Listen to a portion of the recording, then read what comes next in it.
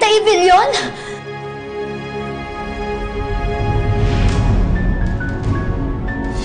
What are you talking about? Ikaw yun eh. Ikaw yung nagsisanti sa akin. Ikaw, Rita, Evilion? Evilion, di ba? Tama! Ikaw yung nagsisanti sa akin eh. Well, yeah, that was Rita version 1.0. Iba na ako ngayon. Believe me, I've changed for the better, di ba? Masama ka. Masama kang tao. Masama siyang tao eh. Masama siya. Bakit siya nandito? Bakit siya nandito? Ay, naku ka ba, Nay? Hindi, ayun dito. I'm sorry, pero hindi kita maalala. Sa dinami-dami ng mga nasasanti ko, hindi ko naman maaalala lahat.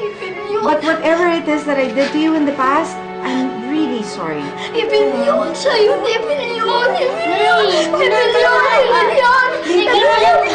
Ayoko dito! Alis tayo dito! Alis tayo! I'm sorry. I really don't remember you. Anong hindi? Hindi mo natatandaan? Ha?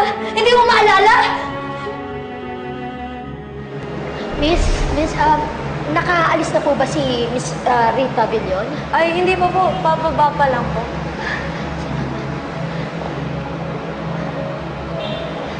Ma'am? What are you doing here? Hindi ba sinisanti na kita? Ang lakas naman ng loob mong pumunta pa dito. Ma'am, para niyo na pong awa. Kasi 3 yung anak ko. Huwag niyo naman ako sisantihin, no? Kailangan ko lang itong trabaho na to. Kahit anong trabaho, maski kahit maliit ang sweldo, sige no, parang awa niyo na, ma'am. Hindi talaga pwedeng wala akong trabaho. Pasalamat ka, hindi kita pinakulong. Pagkatapos kitang mahuling magnakaw, you think I will get you back here? Are you out of your mind? Ma'am, maniwala ko kayo sa akin. Para awa niyo na. Hindi mo ako nagnakaw ng kwintas niyo. Alam niyo ba, may naglagay na siguro nun sa... Wala pa nang magmaang-maangan. Ma'am, please lang po. Parang niyo na pong awa. Nagmamakawa po ako sa inyo. Wala ako po sa trabaho lang. Hindi ka pa marunong makaintindi? Palibhasa, bobo, mahirap! Huwag ka palong ganito. Alam mo, magtatrabaho kahit ano, para niyo na po. Hindi ko kailangan ng mga iliteradong tulad mo. Wala kang lugar sa kumpanyang ito. Security! Security! Wag po. Get this woman out of my building! Nakawa niyo na po. Hindi, ma'am. Ikaw si Evilion. Masama siya. Ma'am Lydia, baka po nagkakamali po kayo. Ilang taon na rin po kasi yung nakaraan. Baka po hindi po siya yung sinasabi niyo. Hindi po si Ma'am Rita. Ba't ba ayaw mong maniwala? Siya yun. Si Evilion. Nakabata! Ma'am, hindi po yata yan. Kasi Evilion yung tinatawag namin sa inyo, ma'am. Sandali! Ayos tayo dito. Ayoko. Anak siya yun. Wala kayo sa akin.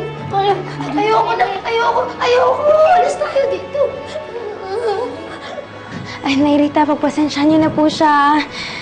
Nagkaroon daw po kasi ng trauma, kaya siya nagkaganyan eh. Sakit lang po. Micah, I want you to check out our records on Lydia de la Cruz. Gusto ko malaman kung sinisanti ko siya talaga. Okay, ma'am.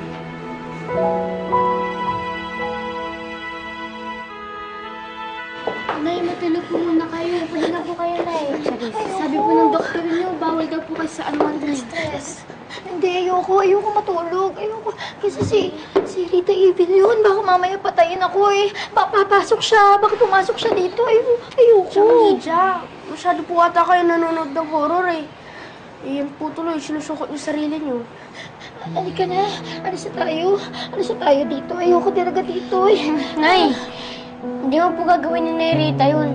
Sa katunayan nga po, siya pa po yung nagpatira dito sa amin sa pamamahay niya eh. Ayoko. Baka pumasok na siya, ha? Baka pumunta dito. Ayoko na talaga dito. Halika na, mga anak ko. Umalis na tayo. Dali na. Baka pumasok eh.